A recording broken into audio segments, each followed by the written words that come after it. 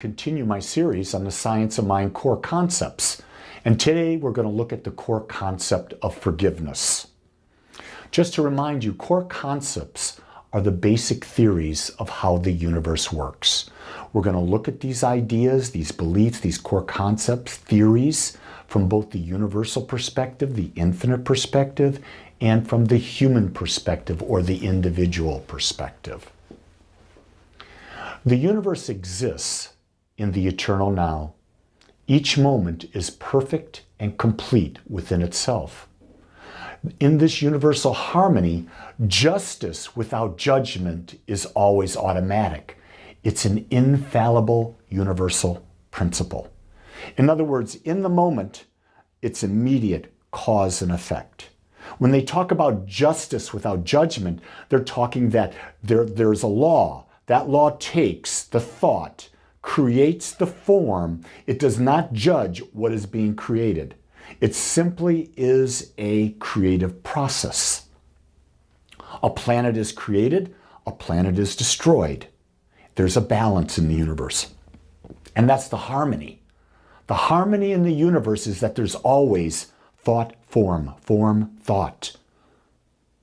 There's space, there's form.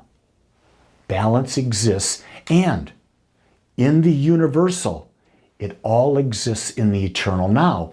And when we're talking about the eternal now, what we mean is at this moment, it's forever. There will only be a moment, but the moment never ends. It's just a different moment, the way our mind perceives it. And that's really the interesting thing as we look about this. When we look at the eternal now, we've got to take ourselves out of the human mind where we see linear time and go into a state of there's only now. The worldly suffering results from our misuse or ignorance of the law.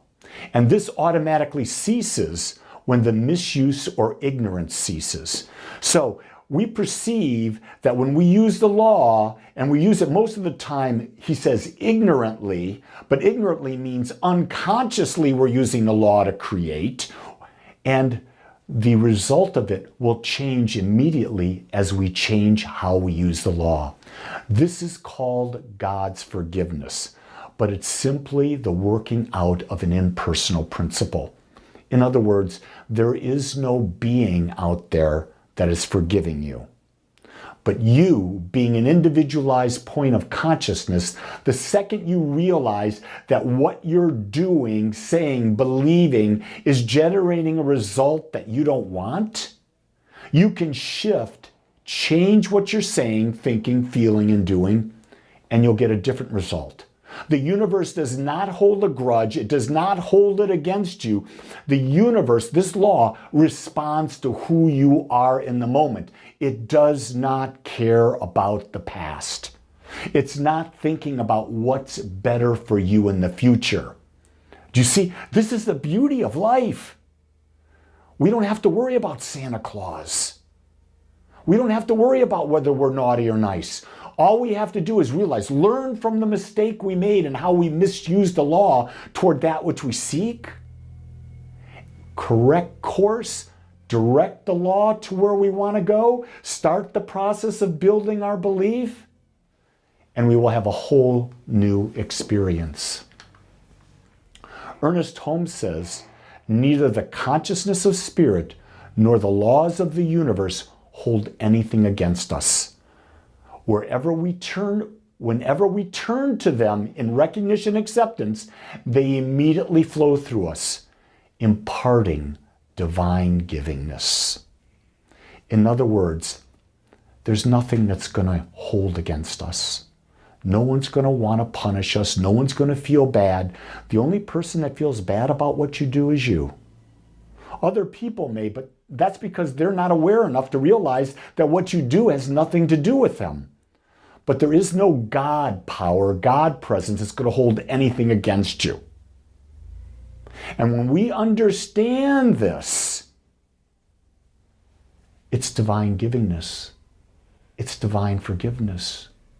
Because the way the universe works is we always are in the eternal now, we are never being judged by the past.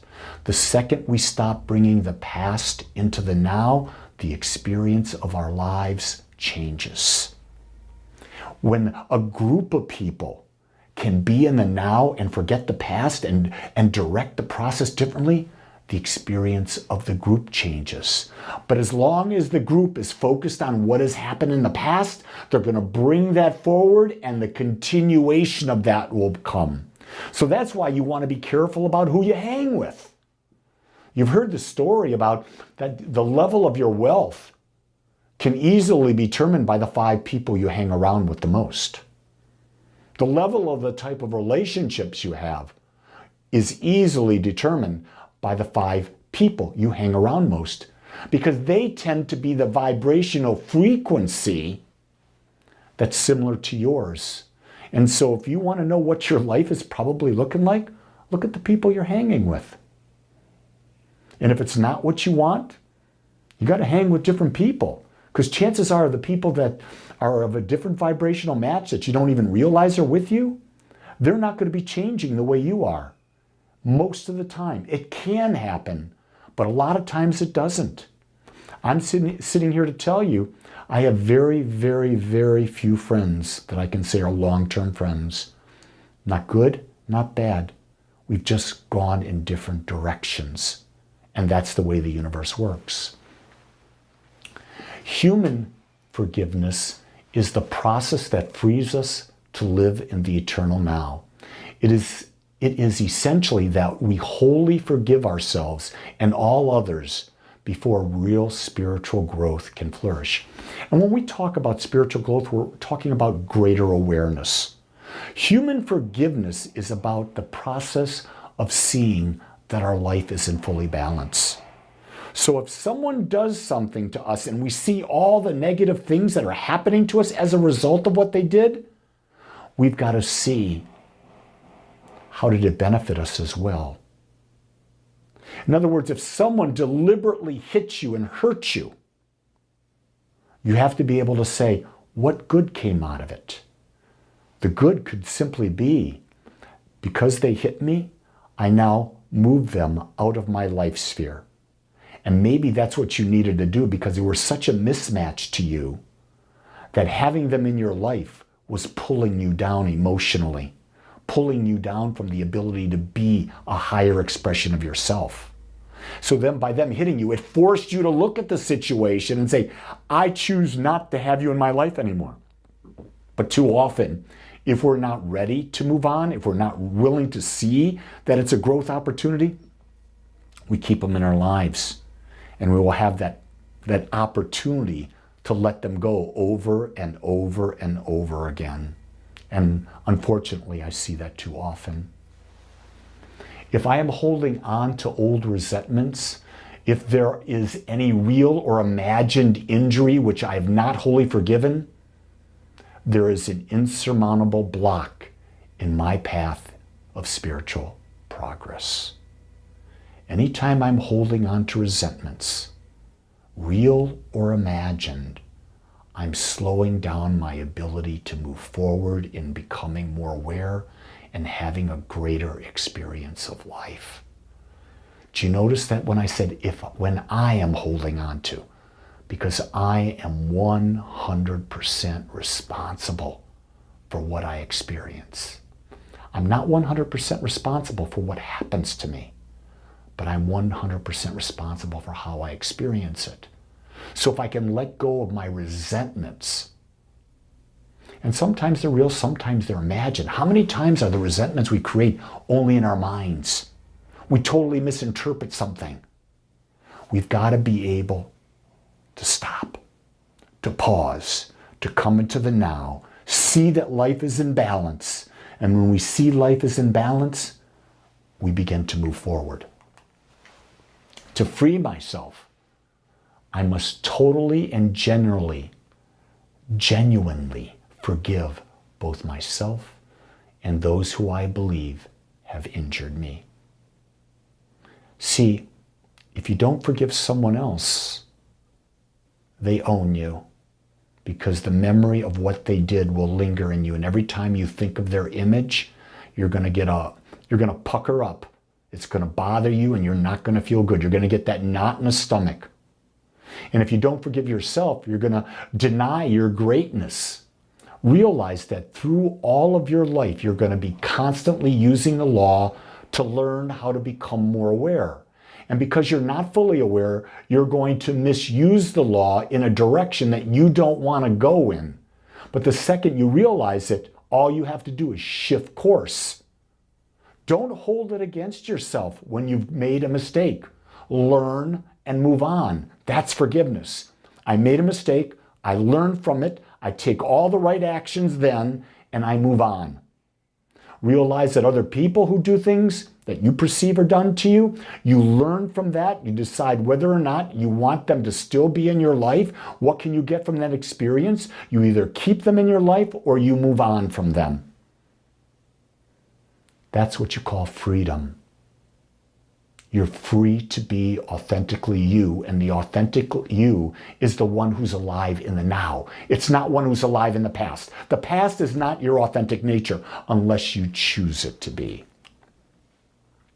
Unforgiveness, holding resentment, is a misuse of spiritual law, a rejection of the oneness of all life. Thus, on the human level, forgiveness appears to be a cosmic requirement for restoration of harmony and growth in human living. Let me break that down for you a little bit. If you're unforgiving, you'll never experience oneness. It's only in that point where true forgiveness has occurred that you'll understand the experience of oneness, the connection with all that is. And that's where we want to live, because that's the truth of where we came from. The universe is always in harmony. Our ego, our mind, and the experience of contrast takes us out of that natural state, and we create this virtual reality where we can either experience pleasure or we can experience pain. And our level of awareness determines whether or not we have more pain or we have more pleasure, or maybe we have more balance. It's not an easy task. I tell people that when you want to do forgiveness work, one of the simple tools that I use is take a piece of paper. On one side of the piece of paper, write down all the negatives about what happened to you. How were you a victim? How were you hurt? And then the other side of the piece of paper, write down how did you benefit from that experience. And you keep writing until you've got them in balance. Not an equal number, but an equal feeling. When you have the two sides, how much pain and what did I learn, are imbalanced, there will be no more emotional charge. When there's no more emotional charge, forgiveness has been accomplished. And that moment, you can experience oneness and be in the now. So we're going to read the we believe statement in front of you together. I don't ask you to believe it. I ask you to read it with feeling and see how does it resonate within you, and can you believe it? If not, how would you change it? No one can determine your beliefs for you. I'm not certainly that. I'm not a cult leader where I tell you what to believe. I give you ideas so that you can discern what to believe for yourself, because only you know what's right for you. So let's do this together.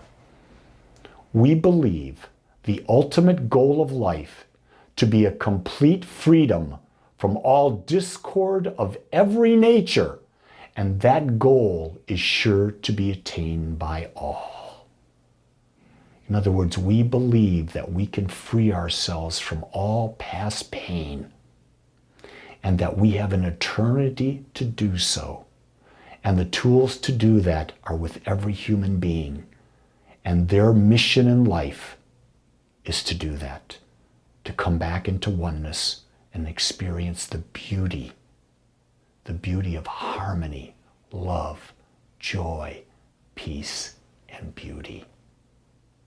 Think about who is it you need to forgive, and take steps today so that you can live in the now.